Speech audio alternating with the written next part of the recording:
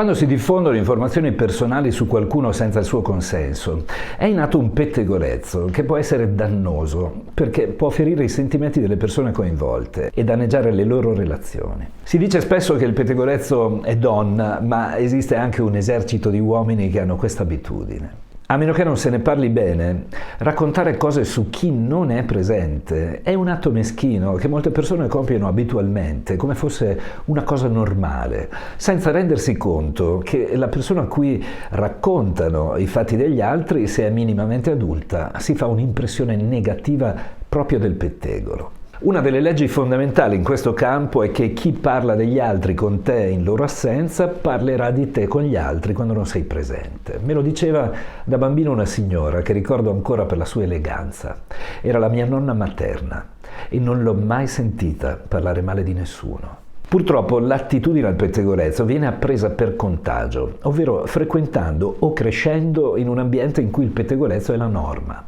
Ma quando si verifica su una vittima che per la sua giovane età non possiede ancora gli strumenti di autogestione delle proprie emozioni, può essere disastrosa. A volte il pettegolo ci si para davanti per raccontarci cose su qualcun altro, altre volte ci viene all'orecchio che siamo noi i bersagli dei pettegolezzi e di solito sono proprio i pettegoli ad avvertirci, spesso ingrandendo le cose o addirittura falsandole.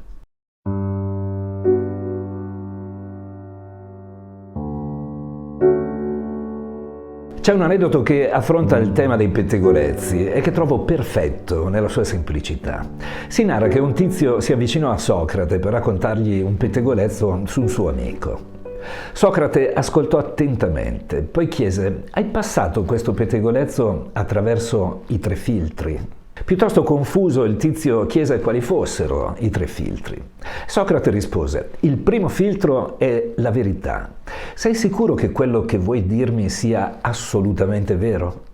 L'uomo esitò e disse di no, che aveva solo sentito parlare altri di questo. Allora Socrate continuò: «Il secondo filtro è la bontà. Quello che vuoi dirmi riguarda qualcosa di buono sul mio amico o qualcosa di cattivo?» Di nuovo l'uomo dovette ammettere che in effetti era piuttosto negativo. Infine Socrate disse: «Il terzo filtro è l'utilità. È utile per me saperlo, questo pettegolezzo?» E ancora l'uomo rispose di no. Quindi Socrate concluse: «Se ciò che vuoi dirmi non sei sicuro che sia vero, non è buono e non mi è utile, perché dovresti raccontarmelo?» Questo aneddoto illustra quanto è importante valutare l'informazione prima di diffonderla o prima di prenderla in considerazione, soprattutto quando si tratta di pettegolezzi o notizie negative su altri. Dovremmo sempre riflettere sulla verità, sulla bontà e sull'utilità dell'informazione prima di condividerla o di darle credito. Per gestire il pettegolezzo che qualcun altro ci riporta, ecco alcuni suggerimenti. Evita di ascoltare, ma soprattutto di diffondere quanto hai sentito. Interrompi il telefono senza fili e rifiutati gentilmente di partecipare a conversazioni che coinvolgono persone assenti in discussioni dannose o fondate sul sentito dire. Metti cautela nelle tue parole, assicurati di non essere tu stessa o tu stesso un distributore di pettegolezzi. Parla solo di ciò che è confermato, meglio ancora di ciò che è buono e accresce la reputazione degli altri anziché danneggiarla, evitando di parlare male alle spalle. Se proprio hai qualcosa da dire di negativo, prenditi la responsabilità di parlare alla persona direttamente interessata e confrontati con lei. Se pensi che non abbia senso farlo direttamente con lei, hai già un dato che ti dice quanto sarebbe inutile farlo con gli altri in sua assenza. Quando sei davanti a un pettegolo che cerca di raccontarti qualcosa su qualcun altro, promuovi conversazioni positive. Cambia argomento o cerca di spostare la conversazione su qualcosa di più costruttivo e positivo, quando senti che la discussione sta diventando un pettegolezzo. Sii un esempio, tratta gli altri con rispetto e gentilezza, mostrando che non è necessario ricorrere al pettegolezzo per avere qualcosa da dire, visto che ci sono altri 1000 argomenti possibili che non parlare di qualcuno che non è presente.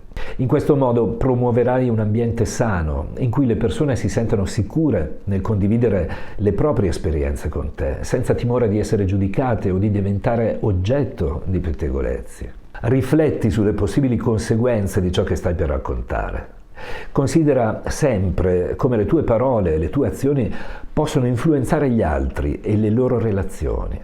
Ricorda che il pettegolezzo può avere conseguenze negative e durature. In sostanza, la gestione del pettegolezzo che ci viene raccontato e che riguarda altre persone richiede consapevolezza, rispetto e responsabilità, doti basilari per una persona che merita l'aggettivo adulta, quando in assenza di esse si è infantili. Gestire un pettegolezzo che invece coinvolge direttamente te può essere più difficile, ma ci sono alcuni passi che puoi seguire. Innanzitutto, cerca di sedare la curiosità che probabilmente ti spingerà a volerne sapere di più sull'artefice del pettegolezzo. Anche in questo caso domandati se è utile conoscere cose che qualcuno dice di aver sentito su di te. Valuta sempre chi è questo qualcuno, dal momento che se non è una persona di cui realmente ti puoi fidare, dalla quale senti una vera stima nei tuoi confronti, è probabile che non sia utile ascoltarla e sia meglio gentilmente dichiararle che preferisci non sapere oppure cambiare discorso immediatamente. Recentemente, per farti un esempio, stavo parlando con un'allieva a cui voglio molto bene e che ora chiamerò Alessandra, anche se non è il suo vero nome. Fino a qualche mese fa era in coppia con un altro mio allievo, che chiamerò Giorgio, a cui voglio altrettanto bene, e insieme hanno seguito alcuni corsi in aula. Da quando si sono lasciati, Alessandra vive un grave astio nei confronti di Giorgio, un livore che l'ha spinta durante questo ultimo dialogo con me a buttarmi lì che Giorgio sta parlando male di me in giro. Che sia vero o no, dal momento che Giorgio non lo vedo da mesi e probabilmente non lo rivedrò facilmente, quanto mi è utile sapere una cosa del genere dal momento che nemmeno so se è reale. Non mi è utile per nulla, quindi ho fatto finta di non aver sentito e ho subito cambiato discorso. Nei casi come quello di Alessandra, se ci pensi, si innesca un pericoloso doppio legame. Se glielo permettessi, lei mi racconterebbe delle cose sulle quali io però non potrei confrontarmi con Giorgio, che come ho detto è una persona che ho sempre stimato molto. La richiesta di Alessandra sarebbe che resti tra noi, altrimenti litigo con lui. Quindi mi troverei ad ascoltare una faccenda molto negativa per la mia emotività, dati riportati, sui quali mi sarebbe impossibile avere un controllo di alcun tipo, e dovrei semplicemente fare buon viso davanti a Giorgio se dovessi incontrarlo di nuovo. Dov'è il senso in una dinamica come questa, se non quello di mangiarmi un pezzo di fegato, di vedere Giorgio sotto una luce più opaca senza alcuna utilità? È assolutamente appropriato in questi casi invitare la persona che ci sta riportando cose non utili a parlare d'altro. Puoi farlo in modo gentile ma deciso, spiegando che preferisci evitare il coinvolgimento nel pettegolezzo e nelle discussioni su quel particolare argomento. Chiedere di non essere coinvolti nel pettegolezzo ci può aiutare a preservare la tranquillità emotiva e a evitare potenziali situazioni spiacevoli.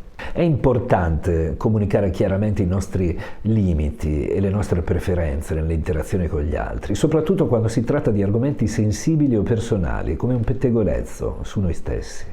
Voglio essere chiaro fino in fondo, ribadendo che se fossero persone su cui possiamo mettere la mano sul fuoco, in quanto buona fede nei nostri confronti, come un genitore, un vero amico o il nostro partner, se fossero loro a metterci in guardia per il nostro bene di fronte ad altre persone che parlano male di noi, la faccenda è differente, dal momento che queste persone non ci giocherebbero mai il doppio legame, ma ci metterebbero la faccia insieme a noi nell'eventuale confronto con il pettegolo. È proprio questa la cartina di tornasole riguardo alla buona fede di qualcuno che ci racconta di altri che parlano male di noi. Chi lo fa solo per seminare zizzania ti chiederà di non dire come l'hai saputo, tenderà a buttare il sasso e a nascondere la mano.